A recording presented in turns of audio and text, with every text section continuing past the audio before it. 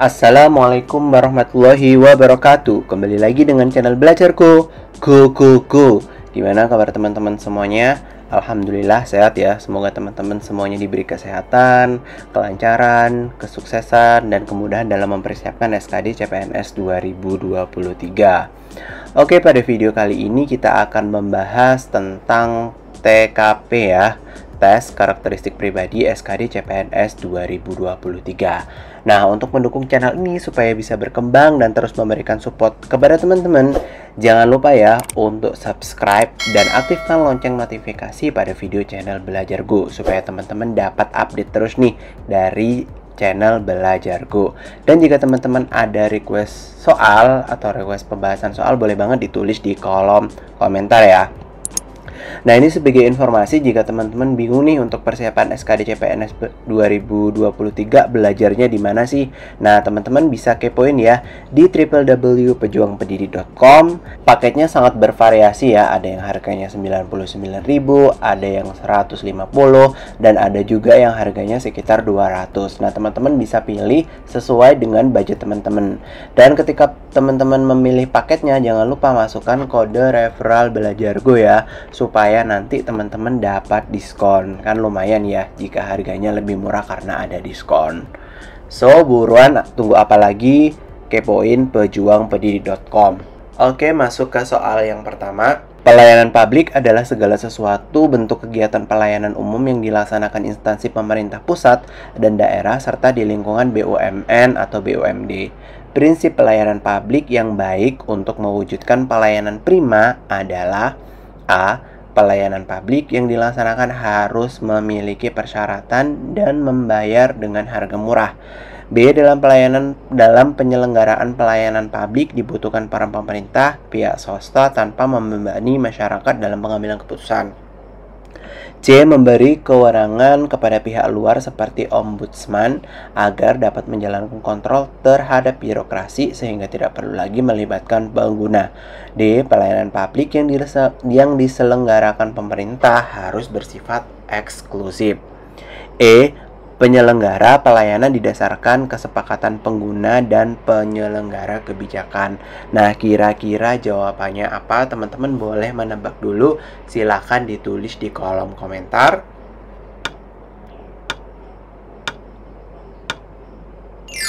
Oke, sudah ditebak ya teman-teman.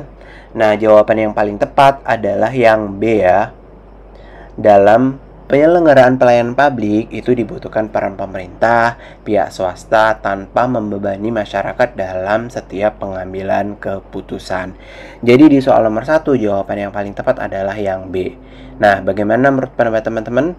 Boleh ditulis di kolom komentar. Lanjut soal nomor 2. Sebagai seorang ASN, Anda berkewajiban memberikan pelayanan yang berkualitas demi menjawab kebutuhan dan harapan masyarakat sebagai pengguna layanan. Berikut ini beberapa metode yang dapat meningkatkan kualitas suatu layanan. Manakah langkah awal yang harus Anda lakukan agar kualitas layanan terus terjaga dengan baik? Kira-kira jawabannya apa? Apakah A. Melakukan pemeriksaan apakah target dan ukuran keberhasilan yang telah ditetapkan dapat tercapai? B. Mengidentifikasi dan menetapkan prioritas dan permasalahan yang sedang terjadi. C. Melaksanakan secara konsisten tugas dan tanggung jawab yang telah diamanatkan kepada masing-masing pegawai. D. Melakukan penyesuaian terhadap kegiatan yang dilaksanakan. E. Belajar dari kesalahan yang terjadi sehingga kualitas tetap terjaga. Kira-kira jawabannya apa? Teman-teman boleh menebak dulu.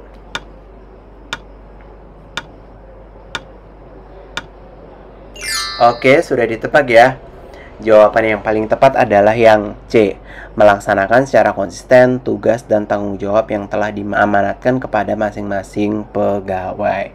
Jadi jawabannya yang C ya teman-teman. Nah, bagaimana menurut pendapat teman-teman? Boleh ditulis di kolom komentar. Soal nomor 3. Saya telah resmi menjadi pegawai negeri keuangan sejak 1 tahun lalu. Saya merupakan seorang pegawai yang masih sangat baru di kantor saya. Saya juga belum terlalu mengenal akrab semua rekan kerja dan pimpinan saya di kantor. Pada tahun ini, unit kerja saya mengalami pergantian pemimpin. Karena saya pegawai baru, saya belum tahu menahu mengenai latar belakang beliau. Sikap saya adalah A. Pergantian pimpinan sudah merupakan hal yang biasa di tempat saya. B. Saya tidak peduli terhadap hal tersebut karena pemimpin yang lama saya tidak terlalu mengenal. C. Berusaha mengenal lebih baik dan memahami visi misi beliau sebagai pimpinan. D. Mencari tahu tentang beliau dan berusaha mengenal pribadi beliau. E. Tidak perlu mendekati dan mengenal beliau karena dapat dianggap sebagai penjilat. Kira-kira jawabannya apa? Teman-teman boleh menebak dulu.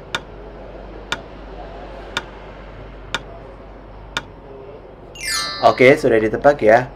Jawaban yang paling tepat adalah yang C ya teman-teman. Berusaha mengenal lebih baik dan memahami visi misi beliau sebagai pimpinan ya. Nah, gimana menurut pendapat teman-teman? Boleh ditulis di kolom komentar. Lanjut soal nomor 4. Anda terbiasa bekerja di tempat yang hening dan Anda sangat nyaman bekerja di lingkungan seperti itu. Suatu waktu, atasan Anda memindahkan ke unit kerja yang cenderung ramai dan gaduh. Maka respon Anda ialah A. Berusaha keras menolak perintah atasan. B. Mengajukan pengunduran diri. C. Menerima perintah tersebut dan melaksanakan tugas dengan sepenuh hati. D. Menerima tugas tersebut dengan rasa kecewa yang mendalam. E. Melaksanakan perintah dengan prinsip tidak mau dekat dengan rekan kerja baru. Kira-kira jawabannya apa? Teman-teman boleh menebak dulu.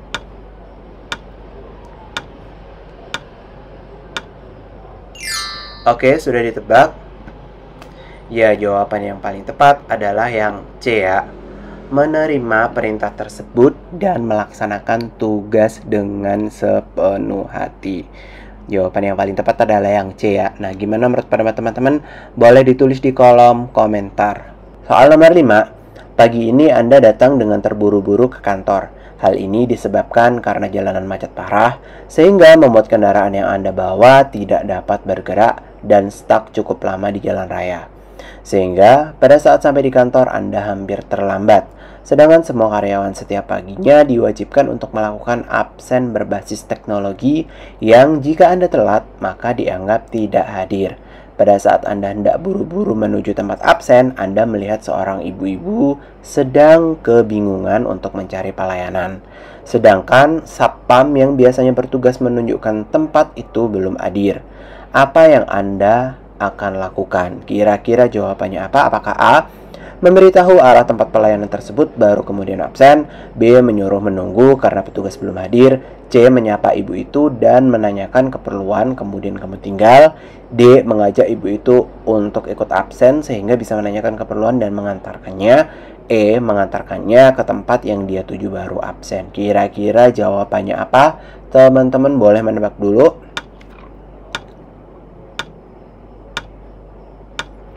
Oke, sudah ditebak ya. Jawaban yang paling tepat adalah yang A ya. Memberitahu arah tempat pelayanan tersebut baru kemudian absen ya. Nah, gimana menurut pendapat teman-teman? Boleh ditulis di kolom komentar. Soal nomor 6. Pada waktu bangun tidur, saya sering merasa A. Tugas-tugas yang begitu banyak telah menanti saya. B. Bersemangat untuk melakukan aktivitas sehari-hari. C. Agak pusing jika memikirkan suasana kantor yang kurang nyaman. D. Berharap atasan tidak akan marah lagi hari ini. E. Berharap semoga hari ini hari baik-baik. Kira-kira jawabannya apa teman-teman? Boleh menebak dulu.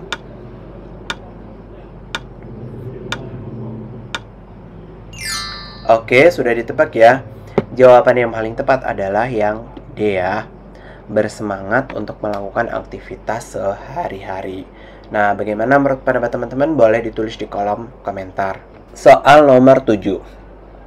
Anda diminta oleh atasan Anda untuk menyiapkan sebuah presentasi untuk bertemu dengan klien besok pagi. Presentasi Anda besok pagi akan menjadi penentu bagi kelanjutan kerjasama perusahaan dengan si klien. Atasan Anda meminta Anda untuk membuat presentasi yang bagus dan membuat klien antusias untuk tahu lebih jauh. Sikap Anda, A. Saya akan membuat presentasi yang sangat detail agar bisa disampaikan pada intinya. B. Saya akan menggunakan bahasa santai dan sedikit candaan ketika presentasi berlangsung. C. Membuat presentasi yang membuat penjelasan secara terperinci. D. Membuat presentasi dengan sedikit tulisan dan beberapa gambar. E. Membuat presentasi yang membuat inti dari setiap poin yang saya sampaikan. Kira-kira jawabannya apa teman-teman? Boleh nebak dulu.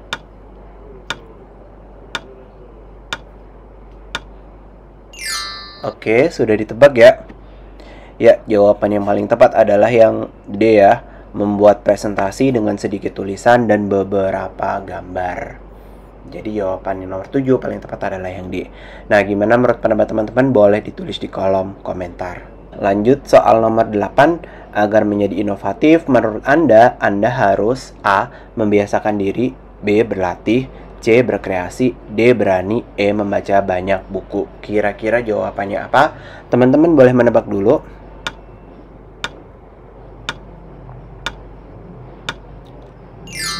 Oke, sudah ditebak ya.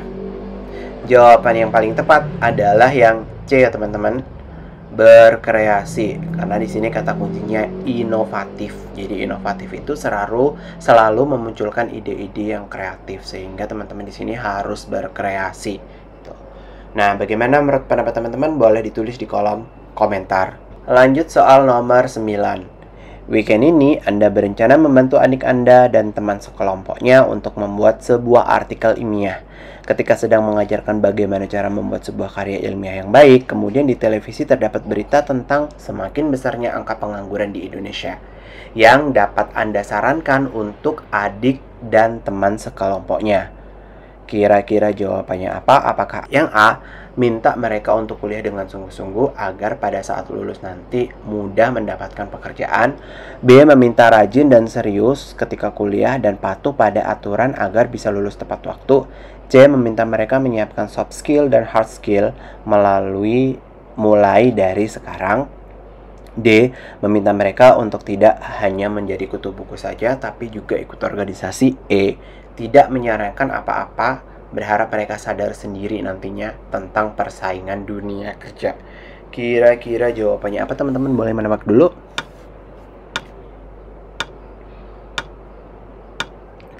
Oke, sudah ditebak ya. Jawaban yang paling tepat adalah yang C ya teman-teman. Meminta mereka menyiapkan soft skill dan hard skill mulai dari sekarang. Karena semakin hari semakin besarnya angka pengangguran di Indonesia. Jadi disarankan teman-teman menyiapkan soft skill dan hard skill mulai dari sekarang. Nah, bagaimana menurut pendapat teman-teman? Boleh ditulis di kolom komentar. Lanjut soal nomor 11. Anda mendapatkan tugas untuk menyelesaikan urusan kantor di luar kota dengan beberapa rekan tim lainnya. Karena tugas ini sangat penting bagi perusahaan, Anda diminta untuk bekerja dengan cermat, cepat, efektif, dan efisien, dan selalu mematuhi SOP yang ada. Namun, ada salah satu dari rekan Anda yang melakukan kesalahan cukup fatal karena tidak bekerja sesuai dengan prosedur yang ada. Apa yang Anda akan lakukan? A. Mendalami kesalahan yang telah diperbuat teman tersebut. B. Memintanya untuk mempertanggungjawabkan kesalahannya kepada atasan. C. Membicarakannya dengan rekan kerja yang lain untuk mengambil sikap. D. Mengeluarkannya dari tim dan menyuruh bertanggung jawab. E. Membicarakan kepada atasan tentang permasalahan tersebut. Kira-kira jawabannya apa teman-teman? Boleh menebak dulu.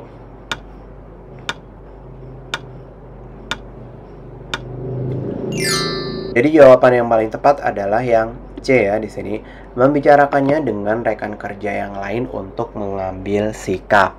Nah, bagaimana menurut pendapat teman-teman? Boleh ditulis di kolom komentar. Oke, sudah ditebak ya. Jawaban yang paling tepat adalah yang A ya teman-teman. Seluruh anggota tim bekerja dengan disiplin dan profesional dalam menjalankan tugasnya, sehingga tim Anda selalu berhasil menyelesaikan tugas-tugas tersebut dengan hasil yang memuaskan. Nah, gimana menurut pendapat teman-teman? Boleh ditulis di kolom komentar. Lanjut soal nomor 13. Anda sedang melakukan diskusi dengan rekan kerja divisi Anda. Kemudian ketika diskusi berlangsung, ada seorang rekan kerja Anda yang mengusulkan sebuah ide yang menurutnya sangat baik. Namun, menurut Anda hal tersebut beresiko besar jika tetap dilakukan. Ketika Anda memberikan tanggapan, namun teman tersebut tidak menanggapi dengan sikap yang baik, seakan-akan tidak mau gagasannya disanggah. Sikap Anda, A. Diam saja dan mengikuti semua gagasannya demi menghindari konflik. B. Memintanya untuk memberikan gagasan yang lebih realistis dan resikonya kecil. C. C. Mengajaknya untuk berbicara santai dan fokus pada tujuan awal. D. Memintanya untuk memikirkan kembali gagasan yang diusulkan. E. Keluar dari ruang diskusi dan memberitahukan kepada atasan. Kira-kira jawabannya apa teman-teman? Boleh menebak dulu.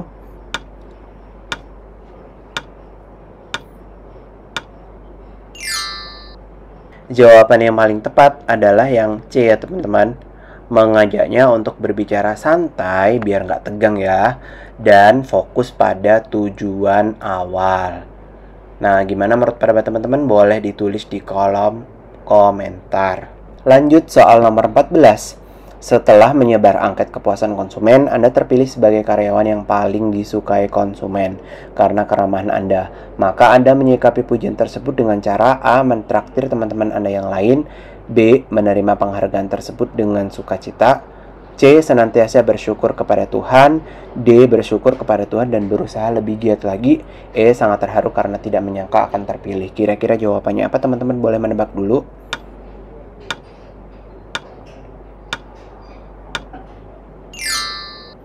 Oke, sudah ditebak ya? Ya, jawaban yang paling tepat adalah yang D ya teman-teman. Bersyukur kepada Tuhan dan berusaha lebih giat lagi. Nah, gimana menurut pendapat teman-teman? Boleh ditulis di kolom komentar. Lanjut soal nomor 15. Sebagai ketua kelompok kepanitiaan acara tahunan di sekolah, ada seorang anggota saya yang tidak pernah sependapat dengan anggota lainnya, sehingga seringkali menimbulkan konflik dengan anggota panitia lainnya. Sikap Anda adalah A. Menyarankan kepada anggota panitia lainnya untuk mengacungkan anggota tersebut karena dapat menghambat kerja dan demi kelancaran kelompok. B. Memastikan anggota yang sering berbeda pendapat tersebut dapat menjelaskan pendapatnya hingga tercapai kesepakatan dengan seluruh anggota kelompok. C. Mencoba menjelaskan alasan mengapa anggota panitia tersebut sering berbeda pendapat karena memiliki sudut pandang yang berbeda agar anggota lainnya dapat meninjau kembali pendapat masing-masing. D. Mendiamkan saja karena itu adalah cara terbaik untuk menghindari konflik kelompok berkepanjangan. E. Mendorong anggota lain untuk mengesampingkan konflik dan membahas lain. Kira-kira jawabannya apa teman-teman? Boleh menebak dulu.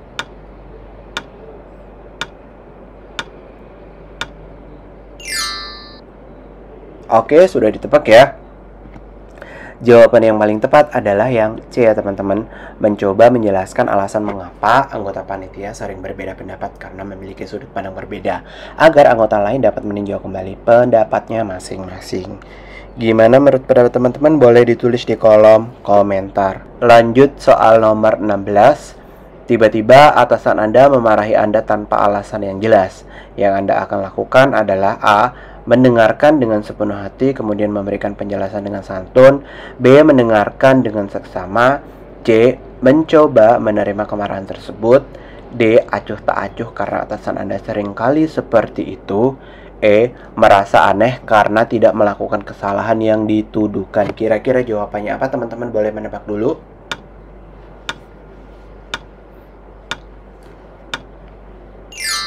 Oke, sudah ditebak ya. Jawaban yang paling tepat adalah yang A ya teman-teman. Mendengarkan dengan sepenuh hati kemudian memberikan penjelasan dengan santun. Nah, gimana menurut pendapat teman-teman? Boleh ditulis di kolom komentar. Lanjut soal nomor 17. Jika Anda sedang cuti, tiba-tiba atasan Anda menelpon Anda dan meminta Anda hadir ke kantor untuk mengerjakan tugas yang mendadak. Maka sikap Anda sebagai bawahan adalah A. Mematikan ponsel. B. Memerintahkan staf lain untuk mengerjakan. C. Meminta atasan agar tugas tersebut diselesaikan setelah Anda cuti.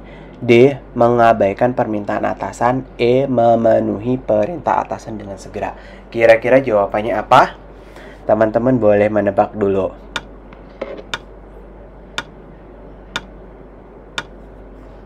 Oke, sudah ditebak ya. Jawaban yang paling tepat adalah yang E ya. Memenuhi perintah atasan dengan segera. Nah, gimana menurut pendapat teman-teman? Boleh ditulis di kolom komentar. Lanjut soal nomor 18. Ketika Anda memutuskan untuk menjadi seorang PNS, maka Anda akan A. Tetap menjadi produktif. B. Dipasung ide dan gagasannya. C. Tidak boleh sembarangan beropini lagi. D. Lebih banyak mencari aman saja. E. Tetap menjadi kreatif dan inovatif. Kira-kira jawabannya apa teman-teman? Boleh menebak dulu. Oke, sudah ditebak ya. Jawaban yang paling tepat adalah yang E ya, sudah jelas yang E ya, tetap menjadi kreatif dan inovatif. Nah, gimana menurut pendapat teman-teman? Boleh ditulis di kolom komentar. Lanjut soal nomor 19. Ketika saya menjadi orang yang kreatif, maka orang lain akan A. merendahkan saya, B. menganggap remeh saya, C. menghargai saya, D. mengagumi saya, E. menakuti saya. Kira-kira jawabannya apa teman-teman? Boleh menebak dulu.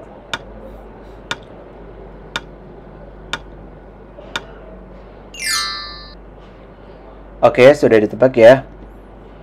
Ya, jawaban yang paling tepat adalah yang C, teman-teman, menghargai saya. Karena Anda adalah orang yang kreatif, sehingga banyak orang yang menghargai Anda. Soal selanjutnya, soal nomor 20, ini latihan buat teman-teman ya. Silahkan dijawab soalnya apa dan ditulis di kolom komentar. Kira-kira jawabannya apa, nanti akan saya komen. Apakah jawaban teman-teman itu benar atau salah ya?